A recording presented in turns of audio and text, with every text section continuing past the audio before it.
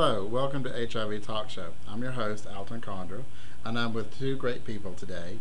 Chayne, the pre-release coordinator for the Georgia Department of Corrections, and Antonio Clark, member of the Georgia Community Planning Group, did I say that right? And founder of CTF, Crusade. Now, CTF stands for? Cease the fire. Cease the Fire. Excellent. So today we're going to be talking about the Department of Corrections and what's going on in our prison systems.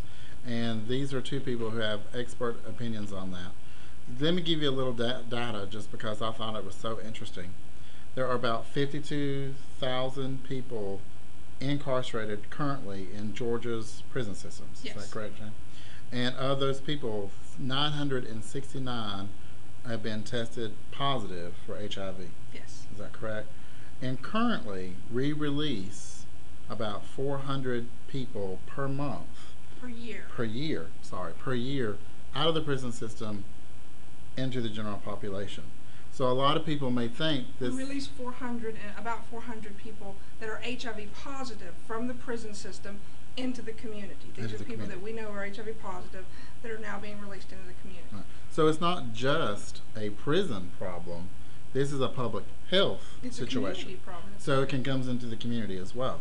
So although a lot of people may go, well, that's their problem. It's not their problem. It's our problem. Yes. And it's our challenge, even a better word than problem. So can you tell us a little bit about what you're doing in the Department of Corrections and your role and your challenges? Sure. I'm the pre-release coordinator. I run a program called the Pre-Release Planning Program, specifically for HIV positive inmates that are getting out. I kind of call it corrections to community linkage.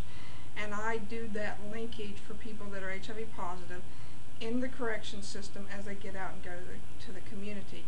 It started out, the program started, it was brand new in 2004, and it's kind of been developed by myself over the course of the past 4.5 years.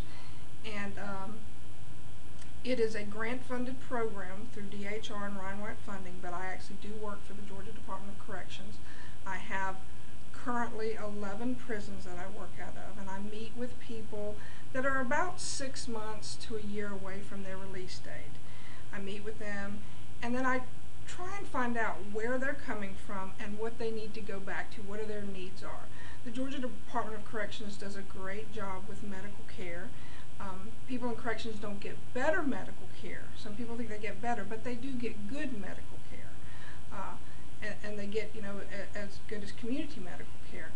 And so we want to keep that continuity of care from the prison system into the community. So I meet with them, and it's more than just medical. They need, housing, what are we going to do for employment? I tell people all the time, everyone in prison is eventually getting out. They will eventually come back to coming back to a neighborhood near you.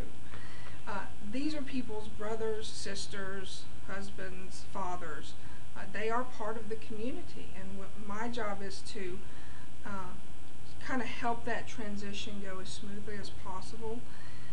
If they're on medication in the prison system, we certainly want them to continue that medication when they get out. So I meet with community providers, talk to community providers, and set up that initial medical appointment. That's probably one of the biggest things I do, is get their medical records together and then set up that first community appointment. A lot of people that come into the prison system did not know their status until they came into the prison system. And to be released without any knowledge of where do I go from here can be a really scary thing, and can be a public health issue because of the nature of this disease. So, I tell people sometimes, kind of like your personal secretary, I call and tell them who I am and say, I need a medical appointment for this person. And that's set up, and then I meet with the person and say, you have an appointment on this day, at this time, at this clinic.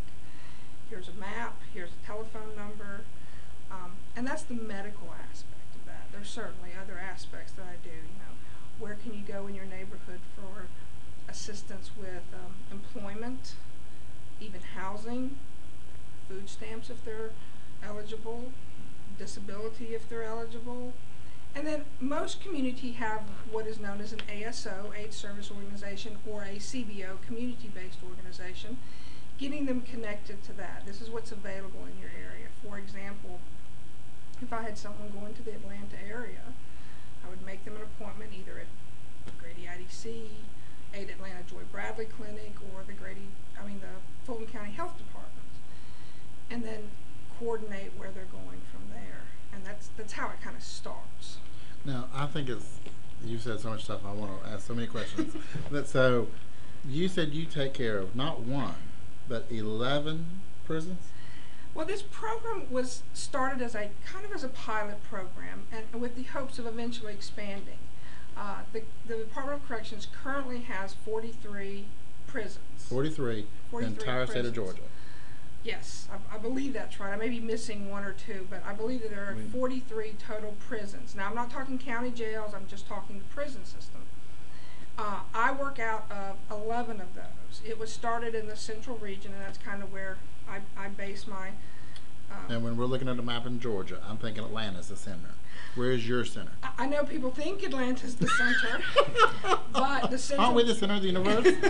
The center part of Georgia is actually around the Macon area, and my office is based out of Hardwick, Georgia. Okay. Milledgeville, Georgia. A lot of people don't know it as Hardwick. There's 3 prisons within a stone's throw of my main office, and then I travel to all the other prisons. Some as far as 2 hours away, 2.5 hours away. So it started kind of as a pilot with those. Eventually, we hope it will expand.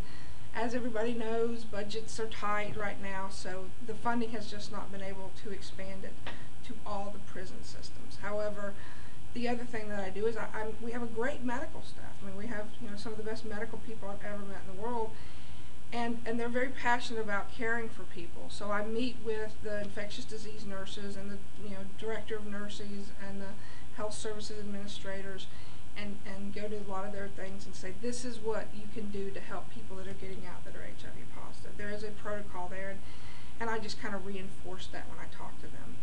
But if they're not part of my program, then it's kind of left up to the medical staff to do as much as they can. And they do a great job of at least getting them their medical appointment. It sounds like you have a large burden to bear. I mean, well, I certainly have a lot of work, but I love what I do. I love, helping people. I love, I've met great people who, incarcerated. They're great people. They're still people. Antonio is certainly one of them. So that's a great lead-in. So how did you meet this fine young gentleman? I met this fine gentleman when I went to the prison system that he was at, and I said, my name is Chayne, and I'm the pre-release coordinator.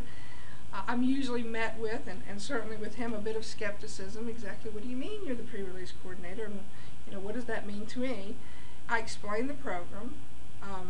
I said, this is what I can do for you. This is what I want to do. It's a voluntary program. You don't have to do it if you don't want to. I'm only meant here to help you and help with that continuity of care. I always say this, I can lead you to the water, but it's up to you what you do with that. I met with Antonio 3-4 times, I can't remember, 5-6 times, something like that. Getting to know him, knowing what his needs are, because not everybody has the same needs when they get out.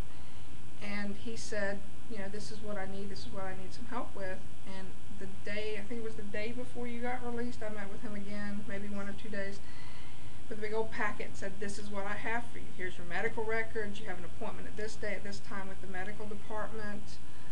You have an appointment at this day, at this time with the labor department. I can't remember everything that I did. Phone card. I gave him a phone card. Like a package. Okay. Yeah, some of it's, what I say is getting, some of it's, this is the information.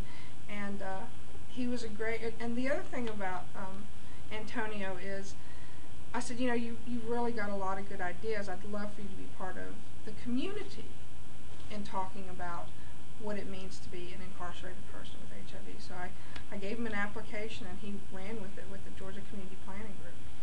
And, he's been great. He's a success story as far as I'm concerned.